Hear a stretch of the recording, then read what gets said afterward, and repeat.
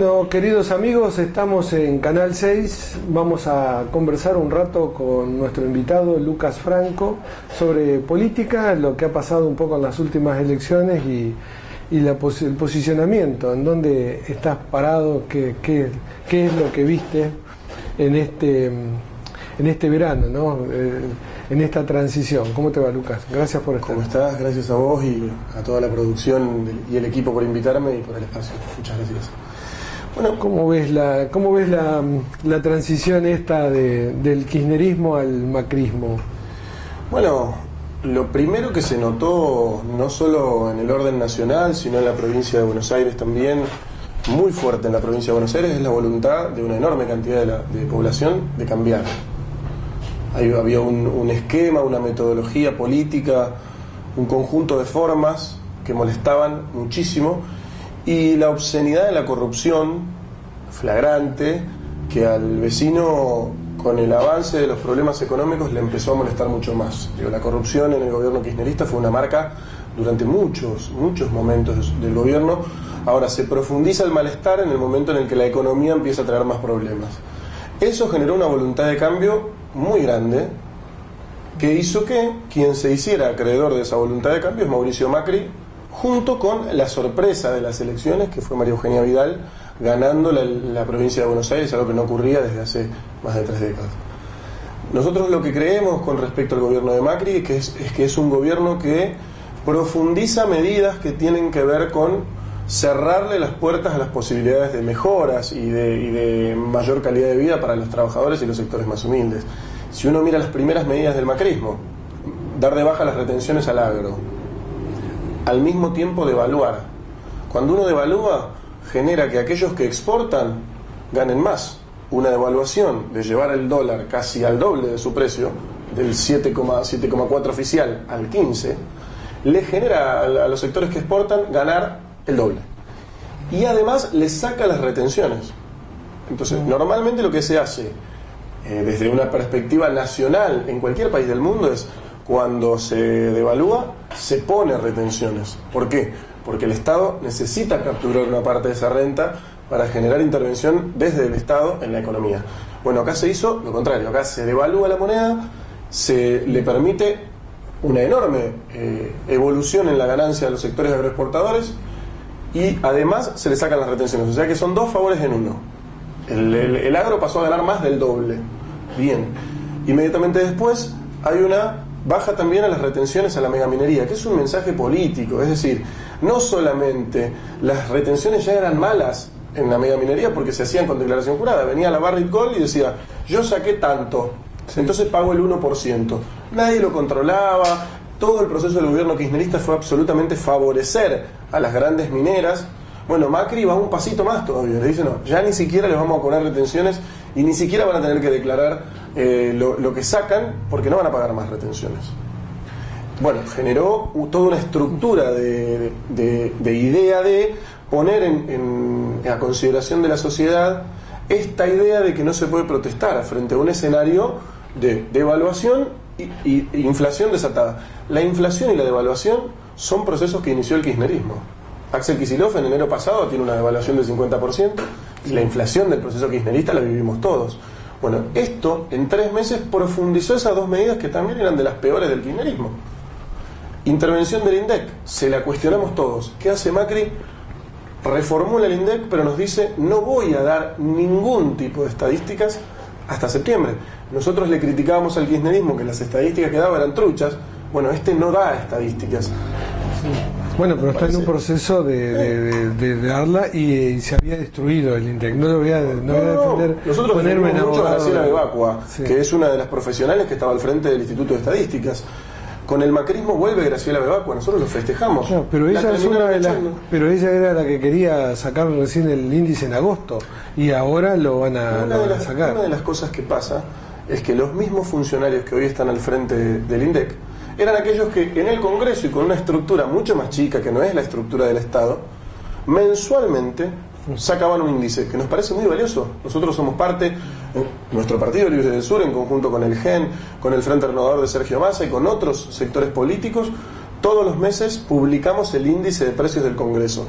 La inflación es un problema que le va comiendo el salario al trabajador, que va generando y fabricando pobres todo el tiempo, y que se complementa con la medida final, que fue el intento, por suerte no en todos los sectores se ha logrado, pero el intento de ponerle techo a las paritarias.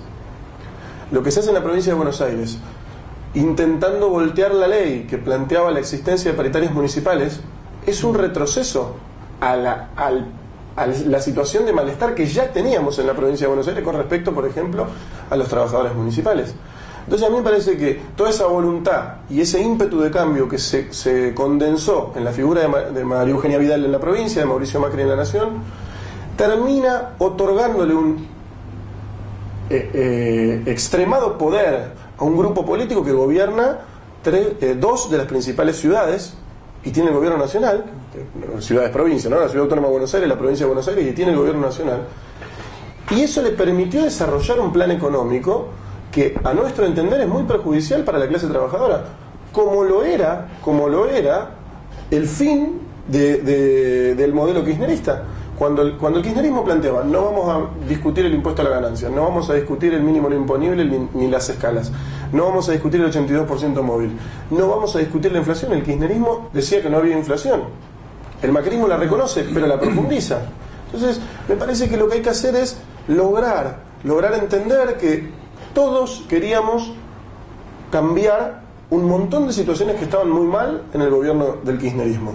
Ahora, ese cambio, la mayoría de nuestro pueblo no pedía a gritos que ese cambio se expresara en más inflación, menos control del Estado, menos servicios. Sí. Lo que está pasando con la luz... Sí, pero... vos que provenís del sector que se puede decir la izquierda, ¿no? Y del cual vamos a conversar si podemos lo más posible, ¿qué pasó? Que una cosa que podía ir hacia una izquierda termina yendo hacia algo que parecería ser la derecha. Es decir, ¿por qué? Medidas que la clase media sabía que le iban a impactar, como el aumento de la energía y todo eso, porque algún día se iban a tener que terminar los subsidios, igual votan a Macri. Es decir, ¿qué hay qué pasa en esto? ¿Qué es lo que vemos? Una cosa es la estructura de ideas que cada espacio político defiende. Yo me considero parte de la izquierda nacional, de aquellas expresiones políticas que intentan defender valores como la soberanía nacional, como la idea de patria integrada con los distintos sectores. Ahora, lo que después la sociedad interpreta a la hora de elegir a quién le otorga la responsabilidad no siempre tiene que ver con que está instalado cuál es el pensamiento de izquierda o progresista o socialdemócrata o de centro izquierda y cuál es el de centro derecha. Porque, por ejemplo, la lucha contra la corrupción es una bandera de la izquierda. La lucha contra la corrupción es una bandera de la izquierda. Y el kirchnerismo, que se planteaba como la izquierda nacional, arruinó la idea de que ese sector de la política puede trabajar y gestionar sin ser corrupto. El kirchnerismo es la expresión cabal de lo que fue un gobierno corrupto en nuestro país. ¿Qué imagen, qué te sale a la mente cuando viste las imágenes de contando plata en un cuartito, millones de dólares? Bueno, a mí la imagen que se me ocurre es ¿qué pasaría si tomáramos conciencia como sociedad de que esos millones son los millones que después le faltan al Hospital de Moreno, a las rutas provinciales y nacionales, que son los millones que faltan para que tengamos más escuelas, más centros de salud? La obscenidad de la corrupción y la impunidad de 5 tipos que son empresarios amigos del gobierno, que se animan a contar dinero producto del lavado de dinero, porque no olvidemos que en ese momento estábamos en el cepo. Sí. Teníamos un cepo que impedía a cualquier ciudadano comprar dólares libremente. Sin embargo, una financiera de amigos del gobierno pesa billetes. Me preocupa muchísimo que hayamos permitido como sociedad que eso existiera. Me preocupa muchísimo que esa sea la pantalla para permitirle ahora a Macri contratar a Calcaterra y a Caputo. Antes de volver al macrismo, pero ¿cómo vos que sos de izquierda te definís así? Vas a hablar con muchachos que estaban en el kirchnerismo y se creían de izquierda. ¿Cómo se puede ensamblar eso? Se creían de izquierda sin mirá, a lo mejor sin conocer bien cuál es el pensamiento de izquierda. Yo soy parte de una generación de dirigentes políticos que tenemos la responsabilidad de sacarnos de ir separando los muros que per se nos dividen. Yo no tengo ningún problema en sentarme a dialogar una política pública con, vamos a ponerlo en términos locales, con Leonardo Coppola del PRO, con Damián Contreras del Frente Renovador, con Walter Festa, que es intendente acá del Frente para la Victoria, en términos de que nos podamos poner de acuerdo con una política pública. Tampoco tengo ningún problema en disentir. Lo que nosotros no podemos plantear es que per se, que yo provenga de la izquierda nacional y Leonardo Coppola provenga de un partido de centro derecha, eso impida que nos sentemos a hablar de X política pública. Supongamos, yo creo que es necesario que se haga una audiencia pública por el sistema de transporte en Moreno. Si Leonardo Coppola considera que eso es necesario, vamos a coincidir. Y no nos va a dividir la idea de que yo provengo de la izquierda nacional y él de la centro derecha. Seguramente cuando discutamos qué modelo de transporte queremos para Moreno, vamos a tener las diferencias que provienen de nuestro marco de ideas. Pero lo que yo te quiero llevar es un poco al terreno más ideológico, antes de entrar en lo municipal. Es decir, la izquierda, que teóricamente en un país con tanta cantidad de pobres sería lo lógico que muchísima gente se abloquelara atrás de la izquierda, se ha dejado ganar por ahí, creo yo, por el populismo, o no ha aclarado la situación en un momento, y terminan las elecciones poniendo tan poca gente en el Congreso o en los consejos, o en el Consejo Deliberante. Es decir, yo creo que es un poco más complejo. Yo creo que sí, es un tema complejo y es un tema del siglo XXI, porque pero si vamos a la izquierda con la que discutía yo en la década del 70, es muy distinta, porque cayó el muro de Berlín y esta semana, ayer, lo veíamos a Obama en Cuba. Es decir, iba a hacer hay una idea a ese hecho, que hay que verla, creo yo, mucho más adelante, que no basándonos en la historia. Es decir, la historia ocurrió. En algún momento los valores principales de la izquierda eran hacerse del Estado para revolucionar el modo de producción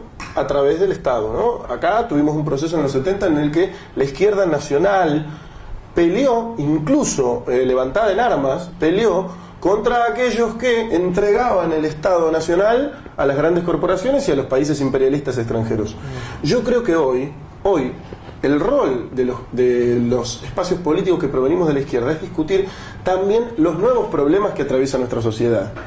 Hoy tenemos una sociedad globalizada, que la sociedad globalizada es la que le demanda en Cuba a los gobernantes de Cuba, provenientes de la izquierda, que han hecho una revolución y que la han sostenido durante décadas y décadas, abrir las fronteras de su país para vincularse con el mundo. Y es lo que está haciendo, yo creo que sabiamente el gobierno cubano. Ahora, nosotros que somos una generación de nacidos en democracia en Argentina, que hicimos toda nuestra experiencia política en la democracia y que tenemos que mejorar nuestra democracia, tenemos que animarnos a discutir los problemas de hoy. ¿Cuáles son los problemas de hoy? Yo creo que el medio ambiente debe ser una bandera de la izquierda. La defensa del medio ambiente, la defensa de un Estado transparente y honesto, es una bandera de la izquierda. Entonces yo me vinculo con aquellos que se dicen de izquierda poniendo en tensión estos ítems. A ver, vos sos de izquierda, un vecino, un amigo, porque todos tenemos barras de amigos en las que disentimos, kirchnerista. Vos sos de izquierda, perfecto. Vos sos kirchnerista y sos de izquierda, macanudo. Bueno, ¿qué hacemos entonces con cómo estamos rifando nuestros glaciares? Con cómo estamos rifando nuestros recursos naturales. ¿Y qué hizo tu espacio político cuando estuvo en el gobierno con ese tema? Entonces, a partir de ahí, de la idea, del eje concreto, podemos posicionarnos ideológicamente. La ideología no tiene que servir para per se separarnos, sino para analizar un determinado tema. Un militante de izquierda que adhiere al kirchnerismo, ¿cómo me explica el abandono absoluto de la gobernación Scioli a los hospitales y las escuelas?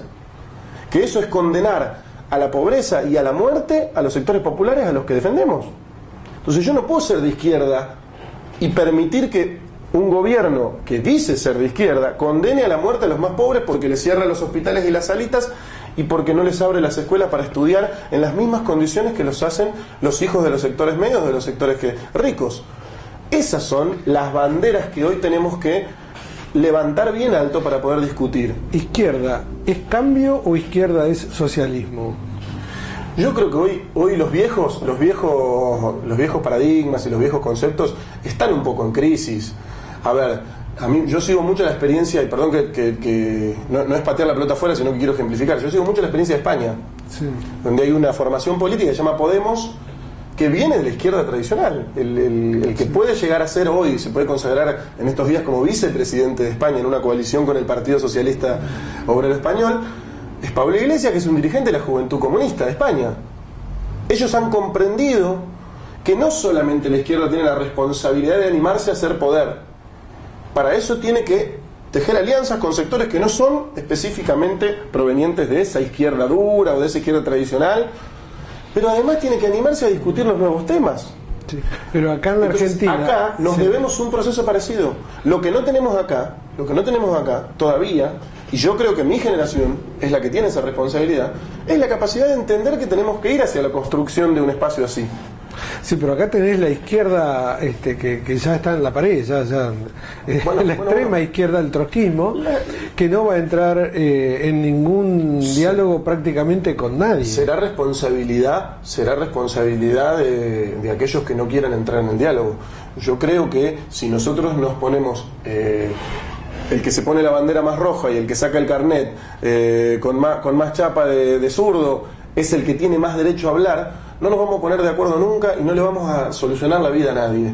Sí podemos empezar un proceso que nos permita acercarnos a conseguir mayor dignidad para nuestros vecinos, en este caso porque es el ámbito en que a mí me toca actuar, si entendemos que lo que tenemos que poner arriba de la mesa no es nuestro carnet de cuán de izquierda somos ni nuestra bandera más roja que la del resto, sino que lo que tenemos que poner sobre la mesa es qué conjunto de ideas y qué conjunto de valores nosotros queremos expresar en la política. Si yo me puedo poner, porque a ver, en eso entran en tensión muchos preconceptos. La Iglesia, ¿qué rol juega la Iglesia en la intervención comunitaria en nuestros barrios enfrentándose al narcotráfico? ¿Y la Iglesia es de izquierda? No, la Iglesia no es una institución amiga de la izquierda o proveniente de la izquierda. Yo creo que es muy necesario el rol, la intervención de aquellos militantes, activistas que deciden organizarse en espacios de la Iglesia, vinculados a la Iglesia, las distintas iglesias, en el combate contra el narcotráfico, por ejemplo. Un espacio político que pretenda gobernar enfrentando al narcotráfico tiene que incluir a esos espacios comunitarios en el proyecto político. Entonces, si nosotros partimos del preconcepto de yo soy muy de izquierda, con la Iglesia no me puedo juntar. Entonces, per se tengo que repudiar a la Iglesia por su rol histórico, la Inquisición y demás. Ahora, la realidad es que hoy la Iglesia en el barrio y en algunos territorios en particular cumple un rol distinto al que per se la ideología le asigna. Lo que no quiere decir que la institución Iglesia no deje de tener complicidad con las corporaciones ni nada de eso. Lo que yo quiero explicar es que cuando uno se encuentra en el territorio se termina encontrando con dirigentes sindicales, sociales, eclesiásticos provenientes del peronismo, del radicalismo, que son las tradiciones políticas argentinas, que están comprometidos con un conjunto determinado de valores y que no necesariamente son aquellos que hoy expresan sus propios partidos. Hay que animarse a convocar a los viejos radicales, a los viejos peronistas y también a aquellas personas que no se sienten expresadas por los partidos, pero que adscriben a esas ideas, la idea de la justicia social del peronismo, la idea de la justicia social de la Iglesia, de la doctrina social cristiana, la idea de la sociedad transparente y participativa que expuso y defendió el radicalismo en los orígenes de su historia. Bueno, tomate un mate, vamos a hacer una pequeña pausa y volvemos enseguida con Lucas Franco y te dejo una pregunta para la vuelta. Se está hablando de qué es el populismo y qué influencia tuvo en este siglo XXI la palabra populismo, después de la pausa.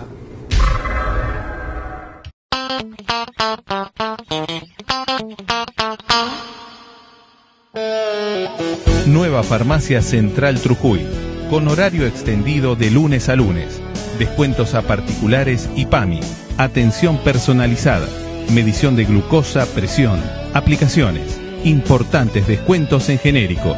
Avenida Cervantes 1705, esquina Larreta, Trujuy. Eléctrica Santa María, iluminación y artículos de electricidad. Sí, como ves, es una nueva casa de electricidad para brindarte la mejor atención y variedad. Ventas al gremio y entregas a domicilio. En Eléctrica Santa María aceptamos tarjetas hasta en 12 cuotas. Eléctrica Santa María, Avenida Libertador 7774, Cruce Castelar. Teléfono 4465-0911. Distribuidora Hipertech. Las mejores marcas, todos los espesores, gran variedad por precio y calidad. Usted, en Hipertech, puede elegir todo. Además, aislantes para construcción, espuma bajo alfombra, lana de vidrio, ladrillos de telgopor. Como le dijimos, todo, Hipertech. Avenida Libertador 7637, Cruce Castelar.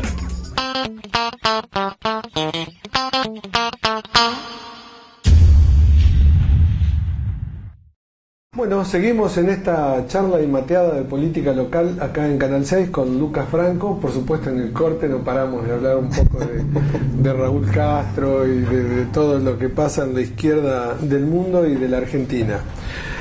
Te había dejado bollando una pregunta. ¿Cómo se llevan con el término populismo que está muy de moda, parece, en estos últimos años, no en estos últimos meses? Sí, el populismo es una palabra y un concepto que han usado muchos sectores económicos poderosos y de los grupos más conservadores de las tradiciones políticas de los países para desprestigiar, menospreciar a una serie de gobiernos que hay fundamentalmente en Latinoamérica, y en Europa cuando avanzan algunos gobiernos también se los plantean. A la formación Podemos en España le dicen, lo acusan de populista, al gobierno griego lo acusan de populista.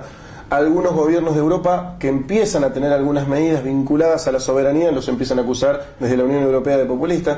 Acá pasa lo mismo. Acá a los gobiernos latinoamericanos que han sido la expresión del fin del neoliberalismo en nuestros países, también se los decidió poner bajo la órbita de este concepto peyorativo, o sea, mayoritariamente peyorativo, porque después hay quienes han resignificado y defendido el término populismo, yo no soy de ellos, el término peyorativo de populismo para todos. Yo creo que hay que establecer algunas diferencias.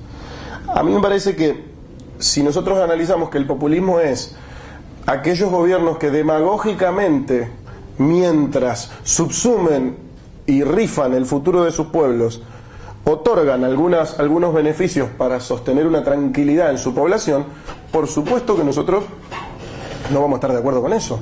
Y me parece que muchas medidas del kirchnerismo tienen corte populista. ¿Cómo explicás eso en Moreno, donde gana Scioli la última elección? Pero se explica sí. Las victorias electorales de fuerzas políticas que dicen una cosa y hacen otra, se explican con el éxito de esas técnicas. O sea, quiere decir que esas técnicas... El éxito electoral, por supuesto, estamos hablando, ¿no? El éxito en la dignidad de las personas, ¿no? ¿Cómo le explicás vos a la población, el que nos está mirando, que el éxito electoral es un éxito cortito, que lleva unos meses, y ahí queda con el está la mismo pericia, problema que tenía antes? Yo no me pongo afuera del problema, ¿eh? Yo soy parte responsable. Yo soy de los sectores políticos que combaten esas ideas, esas prácticas, ahora que no han tenido la suficiente pericia como para convencer a las mayorías. Cierto es que la potencia económica de las formaciones políticas que dirigen nuestro país es muy superior a cualquiera de las posibilidades económicas de instalar un mensaje que tenemos nosotros y otras fuerzas políticas pequeñas. Ahora, la realidad es que, por eso yo te decía que es responsabilidad de la nueva dirigencia política proveniente de la izquierda democrática entender que tenemos que construir un espacio que sepa ser mayoría. No nos tenemos que conformar con tener razón. Siempre, históricamente, la izquierda se refugia en la razón y dice, yo tengo razón. Entonces llegamos al final de nuestros días y podemos decirle a nuestros nietos, viste que yo siempre tuve razón. Sí, pero nunca nadie te dio bolilla. Entonces, no solamente tenemos que tener razón, hay un dicho que dice que de buenas intenciones se está lleno el camino al infierno. No solamente tenemos que tener razón y tener mucha pericia en el análisis de la situación y en las proyecciones, sino que tenemos que tener, y el desafío de la modernidad es tener la capacidad de poner en discusión esas ideas provenientes de la razón o que pueden estructurar un análisis correcto de la sociedad en el sentido común. Cuando el vecino dice, a mí me interesa que me hagan el asfalto, entonces a mí no me importa si roban, pero que me hagan el asfalto. Entonces te comparaba el gobierno de Mariano Hues con el gobierno de Otacé. No sé, son los dos chorros, pero allá en Merlo está todo limpito y acá está todo sucio. Entonces, si a mí me dieran a elegir, yo tendría que elegir al de Merlo porque también roba, pero hace un poquito. Hay que poner en tensión que todo lo que se roba nos lo están robando a nosotros.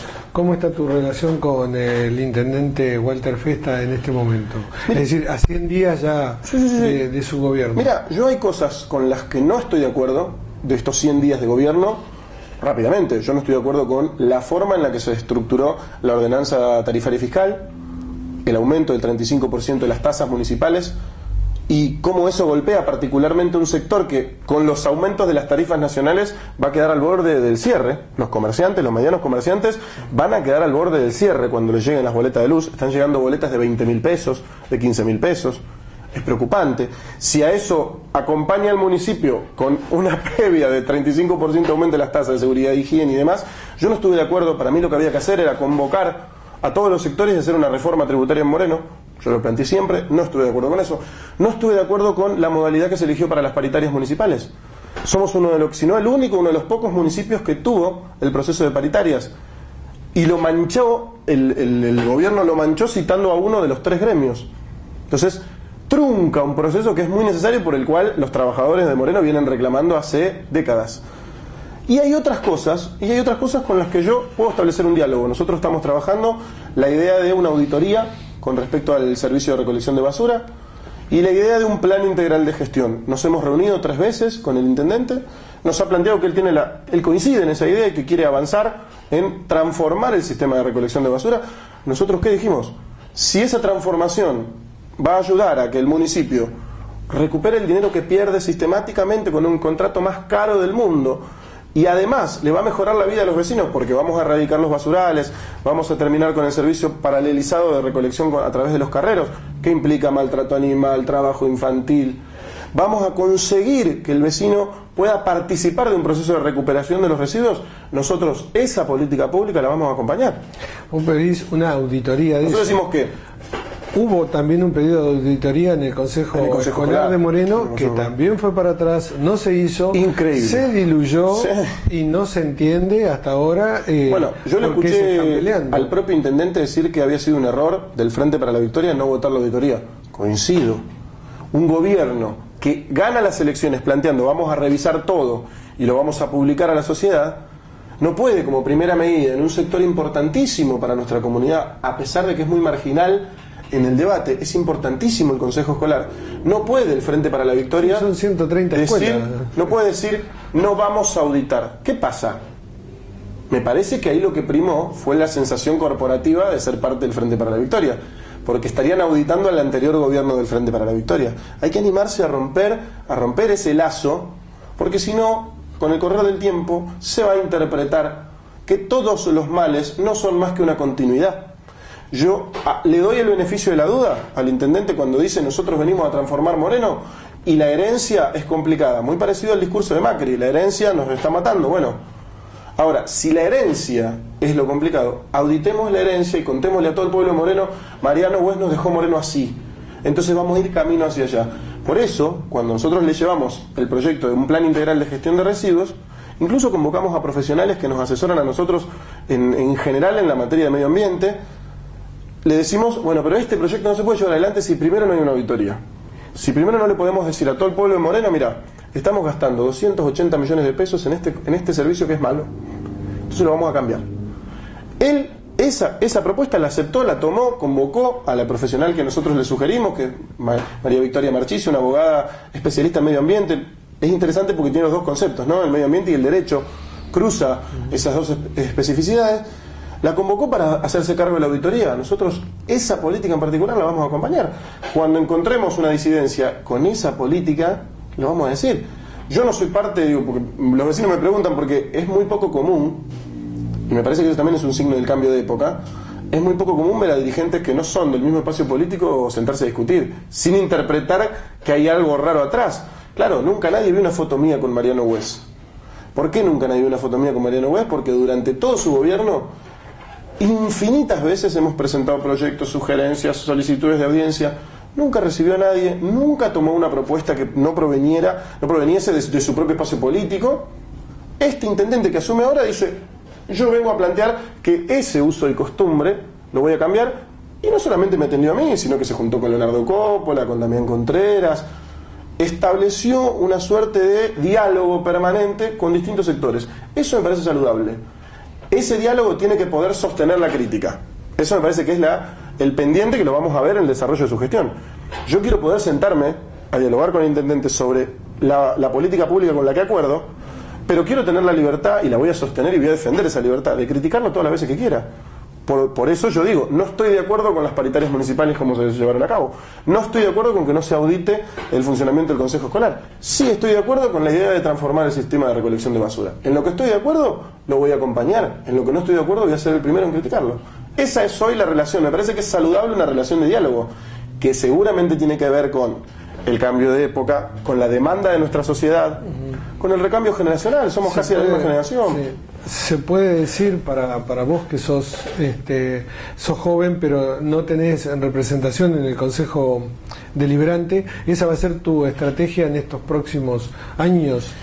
Nuestra estrategia siempre fue no quedarnos quietos. Si ustedes miran los periodos no electorales, yo siempre digo, hay que analizar a las fuerzas políticas en los años que no son electorales. En los años electorales, todos salimos a la calle, todos salimos a exponer nuestras ideas, todos estamos mucho más pendientes y con las antenitas mucho más prendidas a cualquier tema que se instale como agenda pública. En los años no electorales se puede observar quiénes son los que hacen la plancha, quiénes son los que se callan la boca, quiénes son los que cierran sus locales. Bueno, nosotros, nuestra estrategia, ¿cuál es? En el año no electoral, trabajar más que en el año electoral. Por eso nosotros, en lo que va del año, trabajamos sobre la idea de un diagnóstico sobre el servicio de recolección de basura. Vamos a presentar ahora, mañana, vamos a presentar una propuesta de generar un ámbito paritario y diverso de distintas fuerzas políticas, recibiendo a los damnificados por el aumento de las tarifas de luz, a los microcomerciantes, a los clubes, a las entidades sociales, a todos esos a los que el tarifazo va a voltear. Imagínense los clubes, las entidades de bien social. Imagínate los canales de televisión. Los canales de televisión, los pequeños y medianos empresarios. Sí. Bueno, vamos a presentarle no solamente al Frente para la Victoria, sino al PRO, al Frente Renovador y a otras fuerzas políticas. Bueno, juntémonos todos para trabajar una idea de cómo defender a todos estos sectores que están al borde de la quiebra con este esquema de tarifas. Vamos a presentar el pedido de audiencia pública para discutir el sistema de transporte. Nosotros, si hay algo que tenemos como estratégico, es no quedarnos quietos. Después, el escenario político irá definiendo cuáles son los marcos de alianzas que se van a ir construyendo. Yo veo como muy saludable que en el Congreso haya entendimientos para determinados temas con distintas fuerzas políticas. El índice de precios del Congreso es una muestra. Podés ver a Margarita Stolbizer, a Sergio Massa y a Victoria Donda sentados en una mesa discutiendo un índice de precios y qué hacemos con la inflación. Eso es sano para la democracia. Ojalá pudiéramos en todos los territorios replicar esas iniciativas. Ojalá pudiéramos.